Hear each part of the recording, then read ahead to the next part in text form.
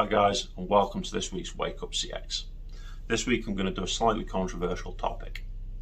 Now, what do I mean by controversial topic?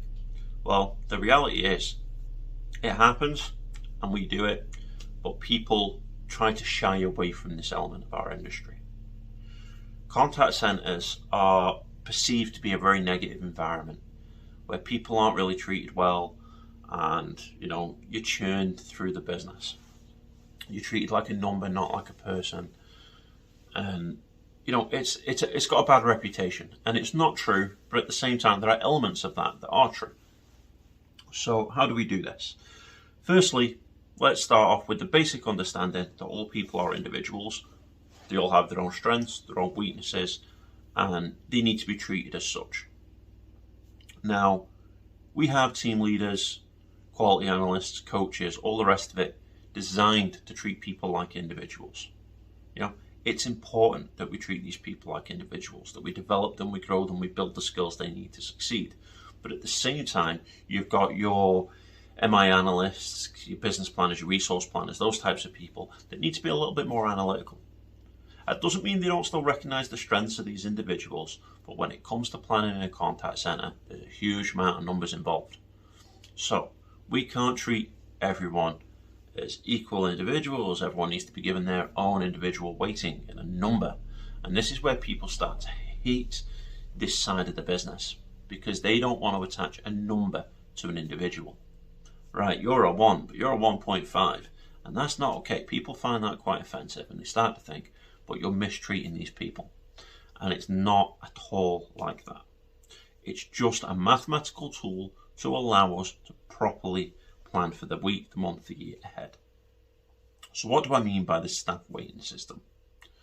Firstly, we're going to use the most easiest metric to use in a call center, which is your average handling time. Now, an average handling time for an individual will be different from that of the collective whole. But it's important that we use this as a metric. Why? Because it allows us to staff effectively. So I'm going to go a quick scenario here. We have 2 agents. One call handler can answer 5 calls an hour. That is in line with the business average. Okay, 5 calls an hour. And then we have another call handler that can only do 4. Okay. Now, when we're planning an hour, if we're expecting, we're forecasting to receive 20 calls an hour, we could either have 4 call handlers that can do 5, or we would need 5 call handlers that can answer 4 calls. It's just the way it goes. If you mix and match and you have 2 that can do 5 and 2 that can do 4, we only have the capability of answering 18 calls in an hour, which means when we're forecasting to receive 20 calls, we're automatically dropping 2. Before the day begins, we're predicting to have a 10% abandonment rate before we even get things started. Now, this is awkward and it will happen and you won't always hit all your SLAs. But by using staff weighting, we can sort of accommodate for this. So what we would do is we would say, across the contact center, we expect our call handlers to answer 5 calls an hour. Okay. Now, any call handler that can answer 5 calls an hour, we'll give them a staff weighting of 1. If you answer 4 calls an hour, we will give you a staff weighting of 0.8. And if you handle 6 calls an hour, we'll give you a staff weighting of 1.2. So pick an easy number here so I can do 0.2s. Now, the reason we do this is when we're allocating for our staff, what we say is we have 20 calls coming in. So based on our average call handlers, we need 4 points for that hour. So we can make up 4 points by using 2 1.2s and 2 0.8s, or we can make it up by using 5 0.8s, whatever it is, to hit that number of 4. Okay? And this is more or less bodies depending on how quick they can turn over calls. It's just a lot more effective than assuming that everyone is an average agent, because they're not. Now, if you look at this for an individual hour, that's one thing. And, people think, what, it's a chore, but if I've got a really bad problematic hour, I could probably plan this granularly. But if you don't plan like this, what will happen is over the course of months or years, as your staff turnover and attrition kicks in, you will start to see that one side of your rota patterns becomes really strong. And When I say strong, what I mean is fast call handlers. That doesn't necessarily mean all the quality is great, but fast call handlers. And one of the other sides will be slow call handlers, which means that typically you will fly through the morning with your really fast call handlers with no calls drop in, great abandonment rates and answer within rates. But then once they leave and it transitions to the other half of the shift, your abandonment rates get fly up through that roof. And it's a really difficult situation, and it demotivates the staff across the business because your fast call handlers start to feel resentment towards the ones that are slower, and vice versa.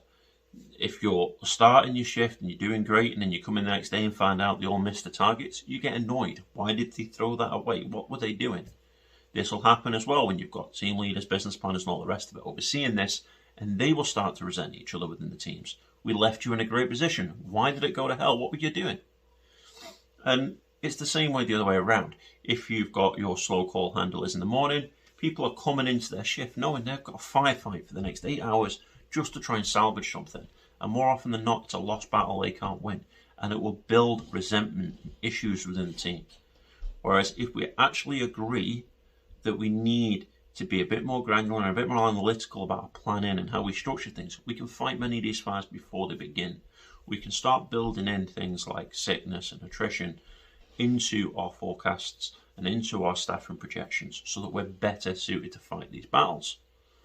Now, whether or not these people are handling calls properly or delivering on great service, as a separate issue to this, okay? Yes, they're sort of interlinked, but you need to treat these two things as separate, and you need to constantly be reviewing it. So whilst your business planners and your MI analysts are treating people as numbers and granularly building out all these plans to react to the future that they're predicting, you need your team leaders, your quality analysts, and your coaches to start understanding, why is this agent so quick on calls? Why is this agent so slow? Where are the mistakes coming from? And work to refine that.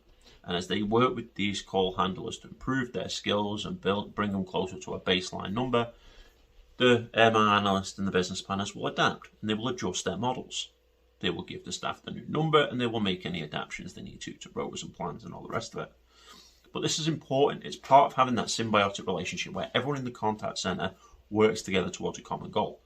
And the better we can plan to it, the better we can create plans and forecasts to take on the challenge of the coming weeks, the more time we're able to build in for team leaders to take call handlers off the phone for training, for feedback, one-to-ones, all those good things that we want to give people in our industry can be better accommodated for if we plan properly.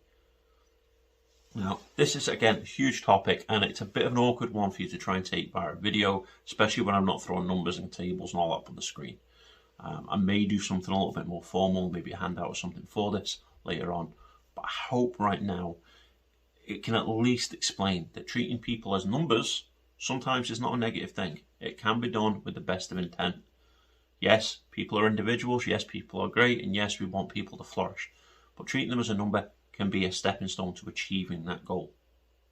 So it's not something that we need to alienate people for. We just need to understand that different roles within the contact center will require a different perspective on how we handle things. I hope this has been useful.